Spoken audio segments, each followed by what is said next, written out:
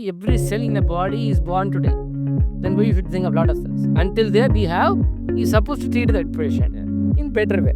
ಆಮೇಲೆ ಅದ್ರ ಜೊತೆ ಇನ್ನೂ ಏನು ನನಗೆ ಅನಿಸಿದ್ದು ಅಂತ ಹೇಳಿದ್ರೆ, ನಾವು ಟೈಮ್ ಎಲ್ಲರೂ ಕೊಡ್ತೀವಿ, ನಮಗೆ ನಾವು ಟೈಮ್ ಕೊಡೋದು. ಅಟ್ಲೀಸ್ಟ್ ಈ ಟ್ರೀಟ್ಮೆಂಟಲ್ಲಿ ನಮಗೆ ನಾವು ಟೈಮ್ ಕೊಡ್ತಿದ್ದ ಅಂತ ಅಂದ್ಕೊಂಡೆ. ಫಸ್ಟ್ ಎರಡನೇ ದಿನ ಅಂತ ಹೇಳಿದ್ರೆ ಡಿಟಾಕ್ಸಿಫಿಕೇಶನ್ ಅಂತ ಹೇಳಿದ್ರೆ, ಬಟ್ಟೆ ಗಲೀಜಾದ್ರೆ ತೊಳಿತೀವಿ, ಗಾಡಿ ಸರ್ವಿಸ್ ಮಾಡಿಸ್ತೀವಿ, ನಮಗೆ ನಾವು ಮಾಡ್ಕೊತಿದ್ದೀವ ಅಂತ ಯೋಚನೆ ಮಾಡಿದ್ರೆ ಅದಷ್ಟು ಮಾಡಿಬಿಟ್ಟು ಉಳಿದ ಮೆಡಿಸಿನ್ ಕೊಟ್ಟರೆ ಇವ್ರಿಗೆ ಆಯ್ತು, ಇಷ್ಟೇ, ಮತ್ತೇನಿಲ್ಲ.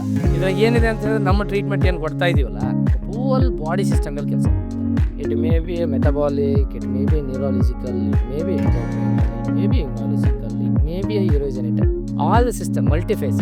ಇಟ್ಸ್ ನಾಟ್ ಸಮಥಿಂಗ್ ದಟ್ ಇಲ್ಲ ಈ ನಾವು ಇದು ತೊಗೊಂಡ್ಬಿಟ್ವಿ, ನಾವು ಮತ್ತೆ ಏನಪ್ಪ ವಿರೇಚನ ತೊಗೊಂಡ್ಬಿಟ್ವಿ ಅಥವಾ ಡಿಟಾಕ್ಸಿಫಿಕೇಶನ್ ತೊಗೊಂಡ್ಬಿಟ್ವಿ ಮತ್ತೆ ಬರಲ್ಲ, ಅವರೆಲ್ಲ ತಪ್ಪು ಕಲ್ಪನೆ.